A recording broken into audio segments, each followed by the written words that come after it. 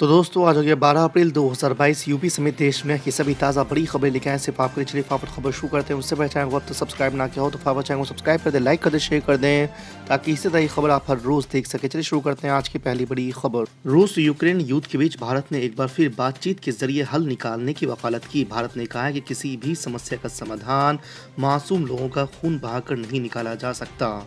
आपको बता दें कि यूनाइटेड नेशंस सिक्योरिटी को संबोधित करते हुए भारत के स्थायी प्रतिनिधि टीएस तिरुमूर्ति ने कहा कि किसी भी तरह की सैन्य कार्रवाई के दौरान महिलाओं और बच्चों को सबसे ज्यादा नुकसान उठाना पड़ता है।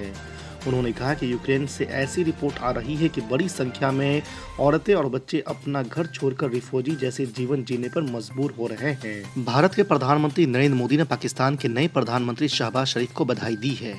पीएम मोदी ने शरीफ को बधाई देते हुए उनके कश्मीर राग पर भी जवाब दिया है और कहा है कि भारत आतंक मुक्त क्षेत्र में शांति और स्थिरता चाहता है। पीएम मोदी की यह बधाई शहबाज शरीफ द्वारा पाकिस्तान के प्रधानमंत्री के रूप में शपथ लेने के बाद आई है। महाराष्ट्र के मुख्यमंत्री और शिवसेना प्रमुख उद्धव ठाकरे ने बीजेपी पर तंज कसते हुए कहा है कि अगर भगवान राम न होते तो बीजेपी के पास कोई मुद्दा ही नहीं बचता। उद्धव ठाकरे ने यह भी कहा है कि बीजेपी ने हिंदुत्व को पेटेंट नहीं करवा रखा है कि हिंदुत्व पर उन्हीं का अधिकार होगा।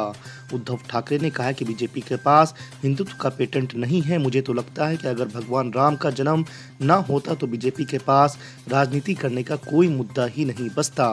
बीजेपी धर्म के आधार पर नफरत और घृणा पैदा करके अपनी राजनीति चमकाती रही है। रामनवमी के मौके पर देश के कई हिस्सों से हिंसा की खबरें आई थी। कई राज्यों में सांप्रदायिक झड़प की घटनाएं भी हुई थी। अब राहुल गांधी ने इसको लेकर कहा है कि इस तरह की नफरत और हिंसा हमारे प्यारे देश को कमजोर कर रही है।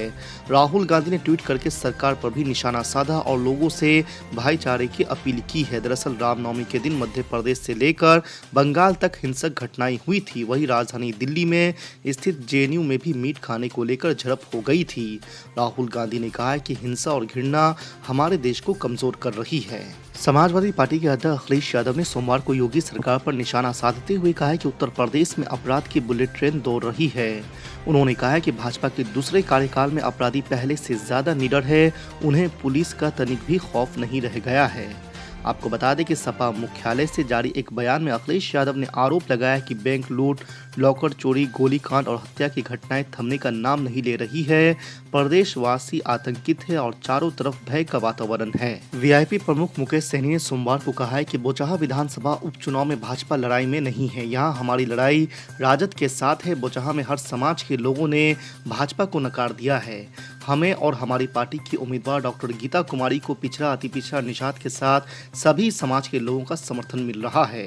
उन्होंने कहा है कि अगर देखा जाए तो हमारी आधी जीत चुनाव से पहले ही हो चुकी है, क्योंकि एक गरीब के बेटे को हराने के लिए एनडीए ने 40 स्टार प्रचारक से लेकर राज्य और केंद्र के मंत्री तक को मैदान में उतारा है।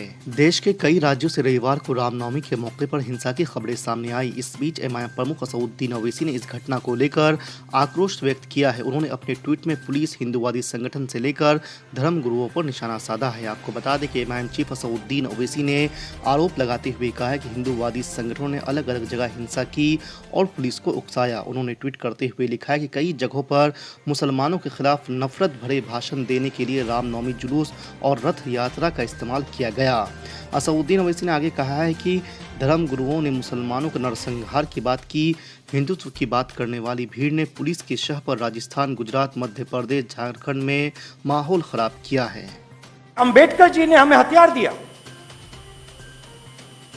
मगर आज उस हथियार का कोई मतलब नहीं है।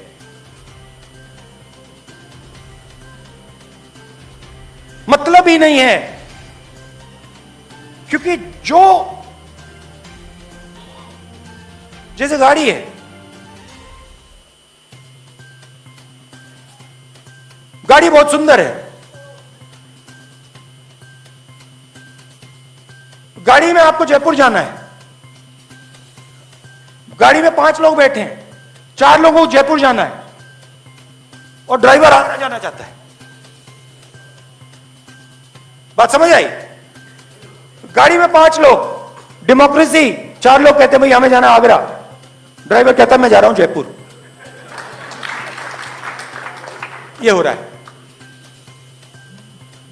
यह हो रहा है। और किया कैसे जा रहा है? मीडिया को कंट्रोल करके, 3-4 सबसे बड़े अरबपतियों को कंट्रोल करके, पेगासस से राजनेताओं को कंट्रोल करके, मैं आपको बता रहा हूं, स्टेज पे बता रहा हूं, अगर मैंने 1 रुपया लिया होता ना, मैं ये भाषण नहीं दे पाता। मैं वहां पे कोने में चुप बैठा रहता, ये भाषण नहीं दे पाता।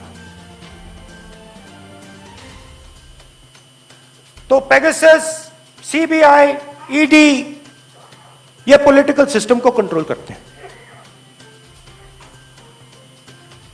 कोई राजनेता, जैसे आपने देखा होगा मायावती जी ने चुनाव ही नहीं लड़ा।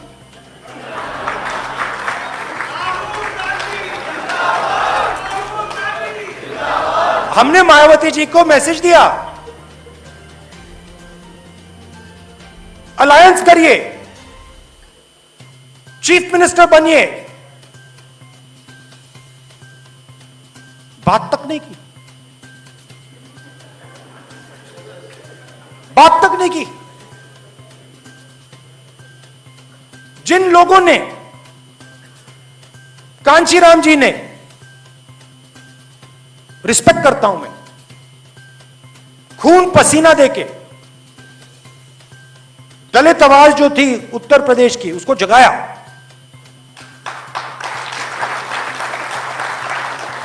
कांग्रेस का नुकसान हुआ, वो अलग बात है, मगर उस आवाज को जगाया। आज मायावती जी कहती हैं कि मैं उस आवाज के लिए लड़ूंगी नहीं, खुला रास्ता दे दिया। क्यों? सीबीआई, ईडी, पेगासस,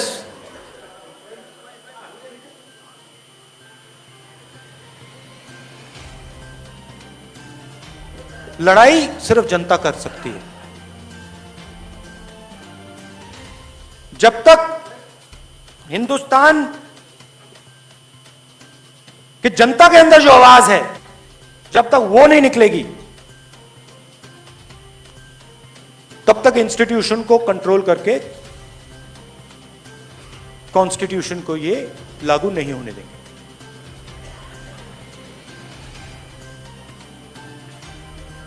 ये आज हिंदुस्तान की सच्चाई है। काफी लोगों को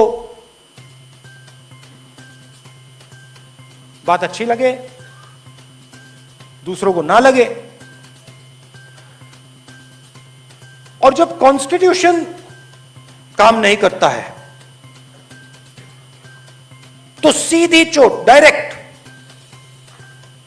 कमजोर लोगों पर जाके पड़ती है।